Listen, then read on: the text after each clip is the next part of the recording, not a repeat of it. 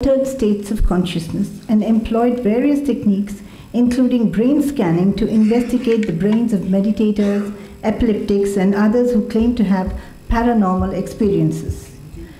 One evening, as Dr. Jacob flipped through the pages of Living with Shunya, Shunya's photograph caught his eye. Faint memories were stirred within him. There seemed to be some connection between the man in the photograph and his days in Ranchi. When and where had he seen him? It could be my imagination, he said to himself. Lovely stories. He read the book. It was fascinating. He couldn't put it down. He read the whole night and finished it by 4 in the morning. Then he switched off the reading light and lay in bed, thinking deeply. Dr. Jacob had a theory. Perhaps brain centers which were dormant in most humans functioned actively in certain people, providing insights into dimensions that are ordinarily unknown. But theories needed proof. And just a minute, that typical Ho Chi Minh beard, the penetrating eyes, now he remembered.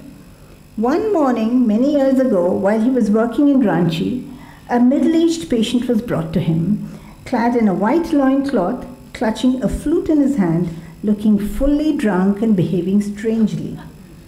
He had impressive degrees in science from Indian and foreign universities and was amazingly learned in matters pertaining to religion and philosophy. He claimed to be nothing. Shunya, the void. It was so long ago, and some other doctor had taken over the case.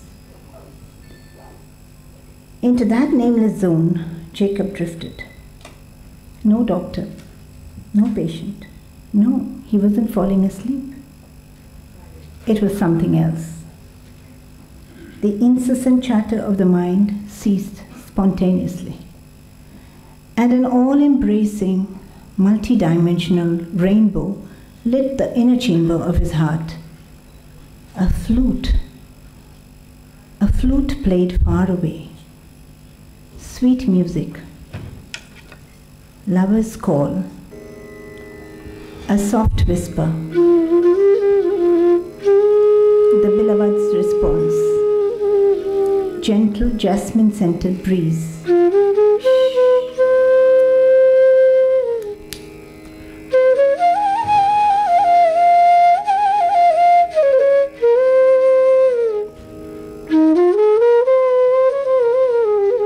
Don't use words, silence.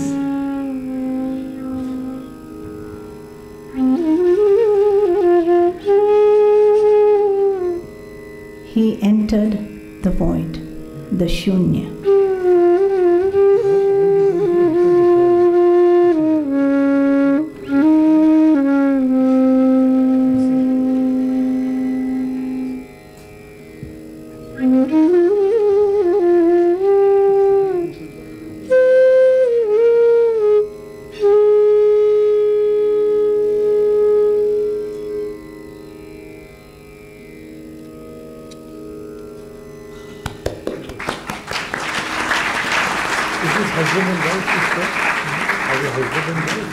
Ladies and gentlemen, more of a clap for Mr. Raghunathan, which I restrained at that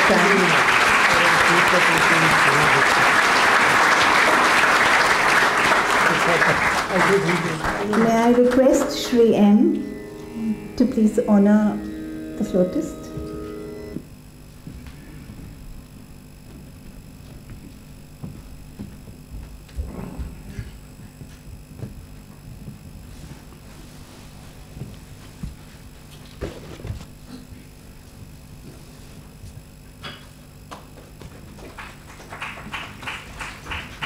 Raghunathan comes from a very illustrious family in Delhi. They have contributed a lot to the development and promotion of Indian culture. Raghunathan has travelled all across the world and performed in many countries in the around the world. He has won awards and accolades from many institutions. Thank you very much. Thank you. Thank you so much. May I now request Srimati Sushma Baradia from APJ Group to honor Shri M, the author.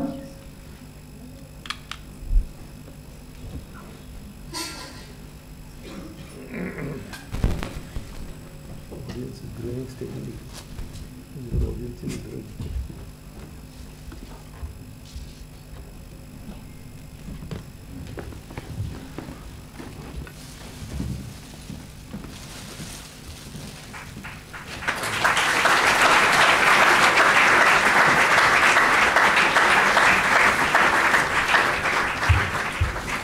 I request Shri M to please honor Dr. Karan Singh, our chief guest for the evening.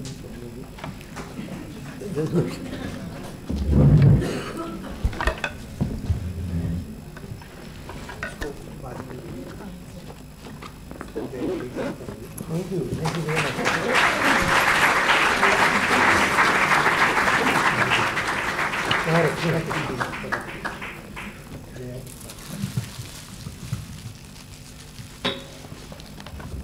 Thank you very much, everybody. And now we move on to the next part. Actually, of the reverse program. ho gaya. I should be honoring him, not him honoring me. There's a little. The editor should have honored me. I think he was appropriate. We will now, I'm being honored with a seat for the next part of the program, so I'll talk to you from there.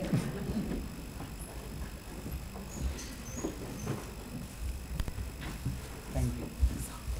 What happened? Thank you. पहले रख देना चाहिए. So cool. इसको खोलो. मैं खोल दूँ. Ladies and gentlemen. Are we going to release the book first? Yeah. May I now move on to the next part, which is unveiling of the book. And of course, it will be presumptuous of me to introduce Dr. Karan Singh, the scholar, statesman, and diplomat. I request him to please unveil the book. आप लीजिए ना.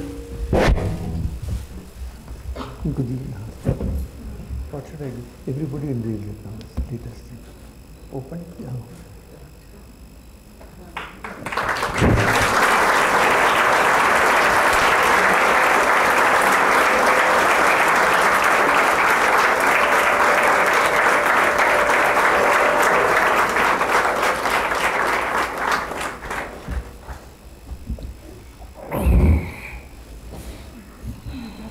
Is it on?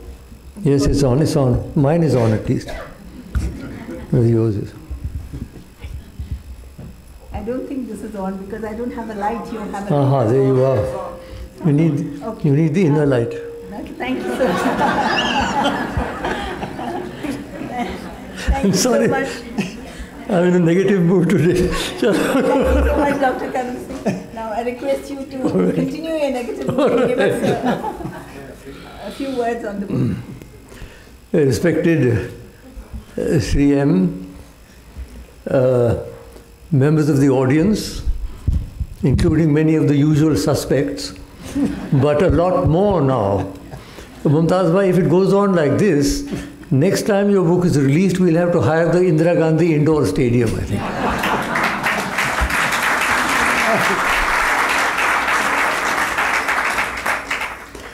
First novels are always very fascinating. I've only written one, it's my first and last novel. Now in the first novel, three things you can always find. First of all, the location. The location is inevitably that which the author knows best. My location was in Kashmir, because that's where I grew up and know. Sri M's location is in Kerala, that's where he grew up and know. So it's very clear that first thing, that is a giveaway. The second thing in a first novel is you've got to find the author in it. Either the author himself or his alter ego in the book. I think I have found Sri M in the book. I'm not going to give the story away. I'm glad that the editor didn't give it away. But I think you'll find, if you look carefully, you'll find him very much in the book. And you'll find me also, in case any of you happen to read my book, you'll find me there, either myself or my alter ego. The third thing is, you will find the guru. You will find the guru in my novel also as a guru, and in Sri M's novel there. So three things are common. These are the only things that are common, because otherwise his book is of course much richer and much more interesting. But these three things is an interesting point to make. The location, the author and the guru, and you find all three of them. Now the guru here, of course, is Shunya. Already the young editor has told us, he's given the story away by telling us who Shunya is or who is not. But the fact is that Shunya is a very, very extraordinary personality. Is he a Tantric Avadhuta? Is he a Siddha Purusha? I mean, there are shades of Shirdi Sat Baba, there are shades of Satya Sai Baba, there are to Osho thrown in for good measure, a lot of irreverent remarks. It's quite an extraordinary combination. And this person who emerges, and the impact he has, it's in a small village in Kerala. And he sets up his base, as it were, in the small annex of a toddy shop. And there, owned by a man called Sadashiva. And there it is, if you go through the book, it is a series of extraordinary stories. Some of them very moving. I mean, they bring tears to my eyes. I was reading them again yesterday. Very moving. How this man impacts the lives of a huge, wide spectrum of people there. All sorts of people. Local people also, people who come from the cities also, people who come from abroad also. Each one receives the sort of message and the sort of training and the sort of shock, if you like, that he needs. And that is what I find very, very interesting. I don't want to give anything more away. You should read this book. And I must tell you also, there are some quite terrifying passages in it. Particularly that tantric yuddha that takes place on a mountain top. It can keep you awake for several nights. I warn you, for the faint-hearted, you'd better look out. But apart from that, there was some very soothing. And of course, the beautiful thing is that the flute, the sounds of the flute continue to haunt the book. Sri Aurobindo has a wonderful line, all music is only the sound of his laughter. What a lovely line it is. All music is only the sound of his laughter. All beauty the smile of his passionate bliss. So there's a certain divine quality in music. And in the flute particularly, which is the flute, Krishna's flute and Shiva's damaru, between these two, they really demarcate the entire gamut of sounds. So it's really, and in a way, although this is a novel, he calls it novel, but I think that those of you who've read his earlier books, particularly his Apprentice to Himalayan Master and the second one, The Journey Continues, will find in a way a continuation of those books here. I wouldn't say a culmination, but a continuation of those books, because the sort of experiences that Shri M himself has been through and the sort of people he has impacted and sort of people he has met are, I think, all shown in this book. So although his other books are very, very interesting, I love his commentaries on the Upanishads. Those are my favorite books. Also his two autobiographical books and others. But this one, I think, is a very special quality. Because in your first novel, you lay yourself bare, if somebody can look at you. So, Mumtaz bhai, thank you very much for writing this book. I am sure that a lot of people are going to be very, very impressed by the book. And I'm sure they can also learn a great deal, as we always can from your books. And now you are going to, Mr. Raghunathan, you're going to start off a dialogue. My good friend Mark Tully was supposed to be here. He's on the card. But he rang yesterday to say that he got his appointments mixed up and he had to go off to Bombay. So the three of us will have to do. Please take over. Thank you. Thank you so much, Dr. Yeli, do you want to use this one? Can you use the toilet? Sure, please. Excuse me. When he's awake, can I ask you a question, negative question? Bolo, bolo. You are a Dvaitvad, you believe in Dvaitvad. I'm a Dvaitvad. This book has more tending towards Advait?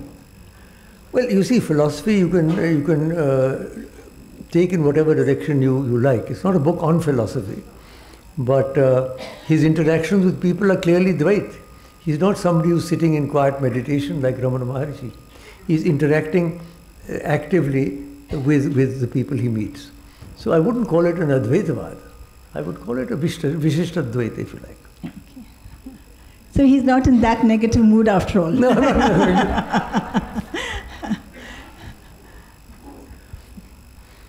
So while... Should I recite a poem meanwhile? Or should I do? Why not?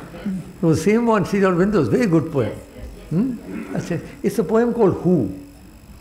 In the blue of the sky and the green of the forests, whose is the hand that has painted the glow? When the winds were asleep in the womb of the ether, who was it roused them and bade them to blow? He's lost in the heart in the cavern of nature.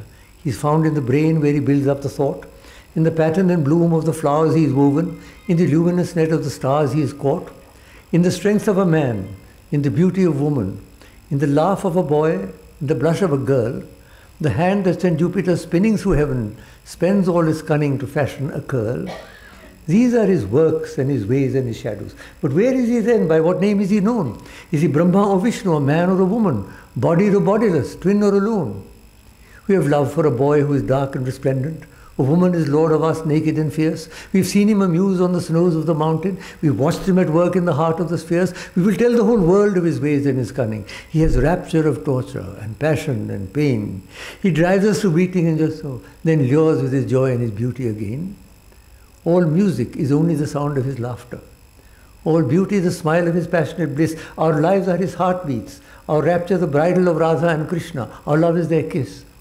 He is strength that is loud in the blare of the trumpets. And he rides in the car and he strikes in the spears. He slays without stint and is full of compassion. He wars for the world in his ultimate years.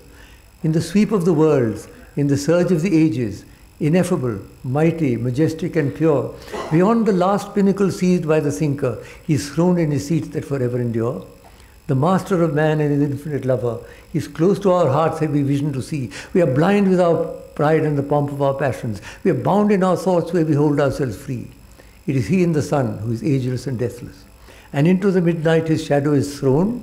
When darkness was blind and engulfed within darkness, he was seated within it, immense and alone. Thank you. Beautiful.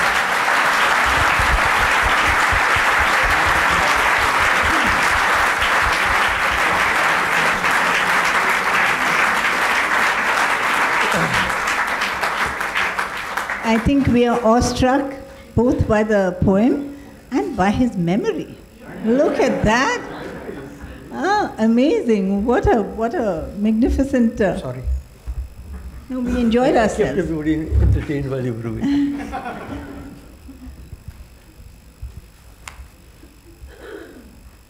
Actually, when I read the book, I felt it was different. And different in what sense? You know, we've read parables, we've read stories that illustrate the truths in the texts, in the Upanishads, but we've never read a novel, and that too set in present-day times. I think that's what I felt. This is a new genre of writing, which is actually illustrating the text. But then I saw the book just now, and I thought I was very smart because I had cracked something. But when I saw this, I find he has a quote from Kena Upanishad here, whereas I felt that the whole book was sitting on the matrix of the Ishavasya Upanishad. That's Shunya. That's because he began with the invocatory verse of Ishavasya is Purnamidam Purnamadaha, and the first verse of which he is very fond is Ishavasya idam sarvam, and then it goes on to say Tena Tyaktena Bhunjita, let it go and rejoice, he keeps saying. And this book, No, but the next verse says, Kuruvan neviha karmani, jivishat shatam samaha, evam toi nanyatavatosti, na karma lipite nare. So it is wrong to interpret it only as a Vairagya Pradhan. No, it is Karma Pradhan also. It is not Vairagya Pradhan at all. It is only an understanding that this belongs to whom? Oh, that's okay. Not so. To that extent, it does not say. It does not negate action, in my opinion. But it just says, "Let go and rejoice." Let go. We normally think of letting go of our possessions, material possessions, a house, a jewelry, or whatever. But in this book, I think Sri M. I read it as a message to let go of convention, of tradition, customs. ideas which we are stuck to, and we believe that's the right way, the within quotes, the right. And when he talks of the void, it is like that mathematician Kaplan said, when you look at zero, you see nothing. But when you look through zero, you see the world. So that is the concept of the Shunya. Everybody who meets him is taken up, as he said, the passage which he read, that he's a man who knew, and yet he calls himself nothing. Can you respond to this?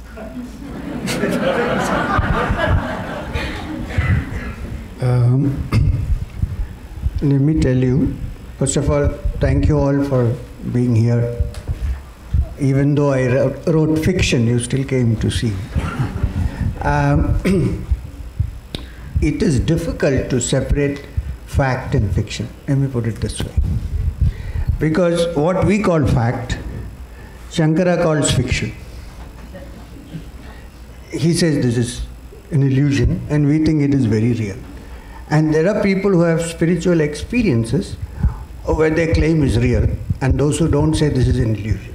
So it's very difficult to draw a line between fact and fiction. So, and this book, this novel, I actually wrote, not in its complete form, 13 years ago. And I was not sure if anybody would accept it as fiction. I sent it around and people were not sure what it was, because it's kind of a borderline between fact and fiction. I think there is no pure fiction and there is no pure fact. Let me tell you, there is this fact. There lived Rama, there lived Ravana, Sita was taken away, but what about the Valmiki Ramayana? If you just say these 4 sentences, Ramayana is over. But when Valmiki wrote it, it became a story. In fact, he's called Adi Kavi, the first poet in epic form. So, even if it is the truth, you need to present it with embroidery.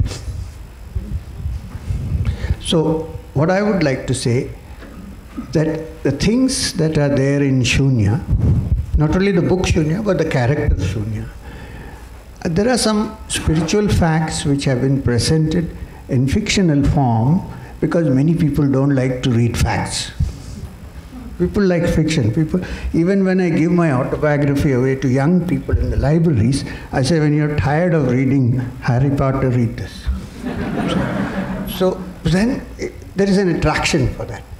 I am hoping that by going through this, people would go into the reality. And the reality is so undefinable that we have called it Shunya. Let's stop because we may have more questions. Now, I want to read out this. I want to read out a small poem that Shunya is ascribed to Shunya.